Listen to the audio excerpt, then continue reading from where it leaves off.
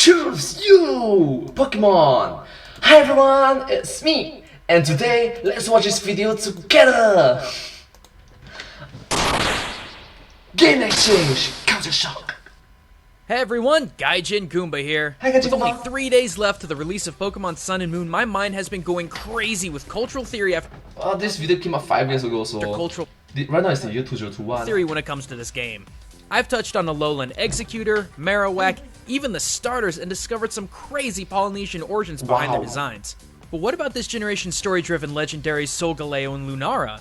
You got a sun-themed lion who isn't even fire-type, but instead steel-psychic, and a bat who's psychic ghost? What kind of oxymoron is that?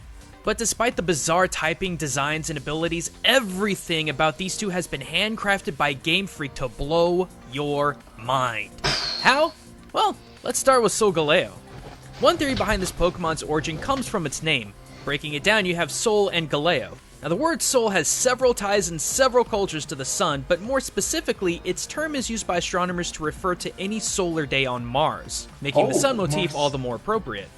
I thought it was supposed to be sun, but it's supposed to be Mars now. But then we've got the other half, Galeo. And without a doubt, this references the father of observational astronomy, Galileo Galilei.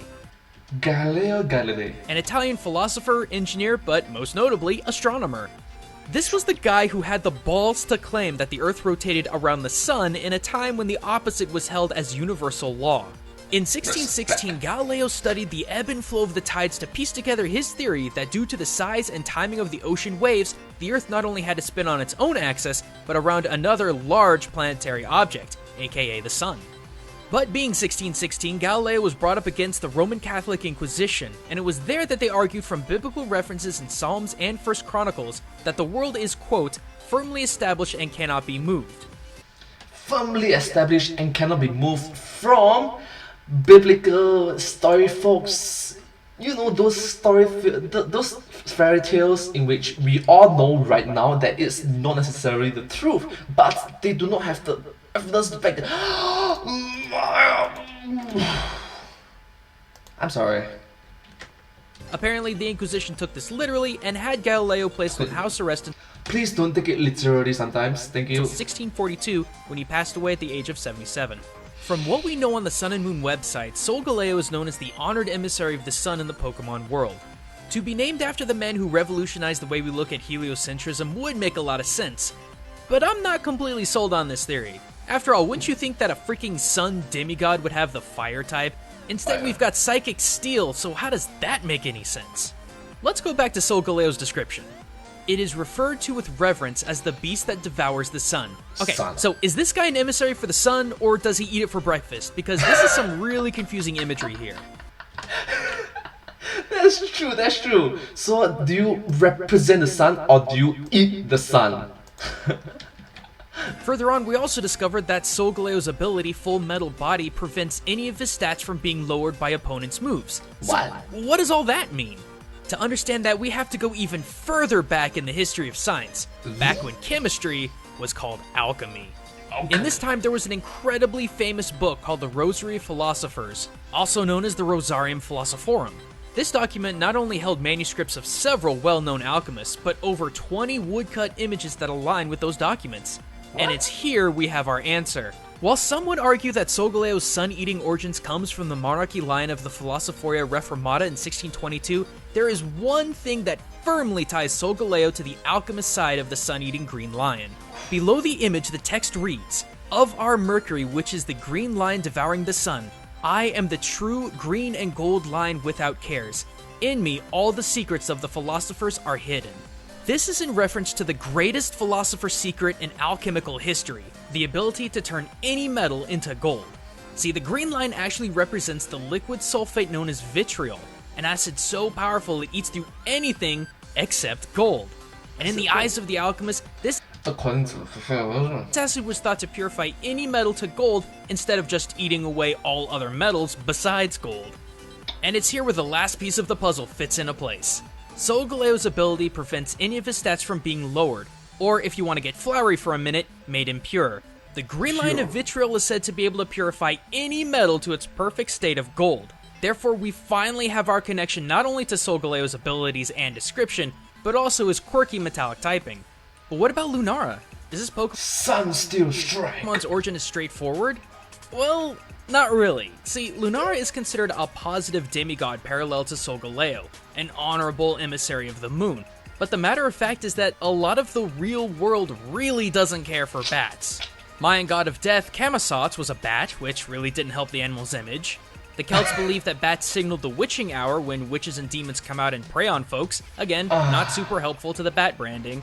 And really, just look at our... Yeah, not necessarily a good branding, especially this current global pandemic that we are still going through right now in the year 2021, 2020. Bats, yeah. Own general Western take on them. We associate bats with darkness, evil, and blood-sucking vampires. Even in the Pokemon community, no one really likes them. But they're nocturnal. It seems no matter where you go, people just hate bats. Well, except East Asia. No, really. When it came to China and Japan, bats were pretty okay in their book. In fact, they were more than okay. The bat became a multinational symbol of good luck in the form of the Fu bat. See, in Chinese, Fu means good fortune, good luck, happiness, and so on. But the word Fu is also a homonym for bat. Simply based on wordplay, where most of the world detests bats due to their association with darkness and spirits, and also plagues, and also global pandemics. The East would fashion their art and even their clothing with the animal in order to bring them good luck. That explains the benevolent take on Lunala, but what about its typing? Psychic Ghost is literally as contradicting as it gets when it comes to Pokemon types. Why not dark? After all, as previously mentioned, so many cultures associate bats with darkness. I mean, psychic makes sense, considering bats are often thought as familiars to witches and warlocks who have a psychic connection with them, but ghost? It just seems kind of weird for it not to be dark. Well, the answer might surprise you. South African countries like the Ivory Coast and Madagascar believe that bats aren't only symbols of spirits, they are spirits. What? Many bats are thought to be the wandering ghosts of those unfortunate enough to be left unburied after death. And the connections don't even begin to end there. Another likely reason why Lunala is a ghost type and not dark type is due to its heavy association with light. In Lunala's description, we find that it constantly absorbs light and converts it into energy, making it glow. And its signature move, Moongeist Beam, is actually a beam of straight-up moonlight. It would seem kinda silly for a dark-type Pokemon to have so much association with light. But furthermore, moonlight, particularly on a full moon, has been attributed to increasing paranormal behavior. Full moons have been linked to all sorts of cultural monsters like werewolves and other lycanthropes. But paranormal researchers have claimed that a full moon drives more activity in ghosts and spirits. One theory behind this is that a full moon in its lunar cycle strengthens the magnetic field around the Earth, allowing for spirits to become strong enough to interact more with the living world. In a way, it's like ghosts feed on that full moon. And hey, doesn't that sound familiar, right? Lunala also absorbs the energy from the moon to become more powerful, which would make sense for a ghost type. Finally, if you're still not convinced that the ghost type of Lunala makes sense, well, there kinda already exists a ghost bat in real life. Yeah, in the northern parts of Australia. These little guys, aptly called ghost bats, are named as such because compared to other bats, its massive wings have an abnormally thin membrane. Alongside a soft white pelt, it gives it a rather ghostly glow in the low light of nighttime. Quite translucent, quite. This is undeniably similar to Lunala, who not only has a white design on its chest similar to the ghost bat's pelt, but when Lunala hits that full moon phase, its wings turn a ghostly bluish white. Again, similar to the wings of its real-life counterpart.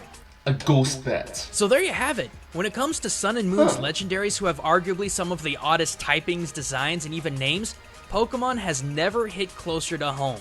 But what do you guys think? Interesting. Oh, fun fact. Do you know that the only mammal that can fly is a bat? If I'm not wrong. Yeah, bat is a mammal, by the way. Do you believe there's even more secrets behind these two? Let me know in the comments below, and thanks for watching, everyone. And hey, big thanks to Loot Crate for sponsoring this video. They've been supporting my content for several months now, and I honestly couldn't be happier because I actually love their products. For less than $15 a month, you get 4 to 6 items worth over $50 sent right to your door. And this isn't some knockoff swag either. This month's Loot Crate of Magical contains exclusive gear for Game of Thrones, Doctor Strange, Fantastic Beasts and Where to Find Them, and holy crap, Big Trouble in Little China? Wow. Seriously? What? That's awesome! So if you want in on this exclusive gear and want to support my ability to keep making videos, head on over to lootcrate.com/culture and input the code culture at checkout to get 10% off your purchase. And hey, who knows, it might be a pretty good Christmas present. Don't wait too long, this offer ends November 19th at 9 p.m. Pacific. But if you're looking for more Pokemon Theory videos, click those annotations and links in the description for more mind-blowing episodes. And be sure to subscribe to stay up to date on all of the Game Theorists' newest videos. But until next time everyone, this is 𝐿𝐶𝐤𝐞𝐬𝐵 signing out. Thank you so much for watching this video. If you do like this video, please remember to like, share, subscribe to my channel, and comment down below if you have anything to share with us. Thank you so much. I hope this video has been very knowledgeable and very interesting for you to watch. It's quite unique, isn't it? Thank you. Yeah, but hey, that's just a game exchange, culture shock. Thanks for watching. Thank you.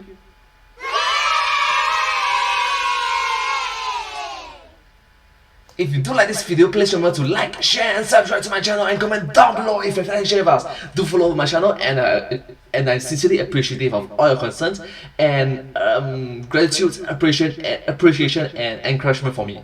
All your uplifting words is very nice, and thank you. Subscribe. Thank you so much.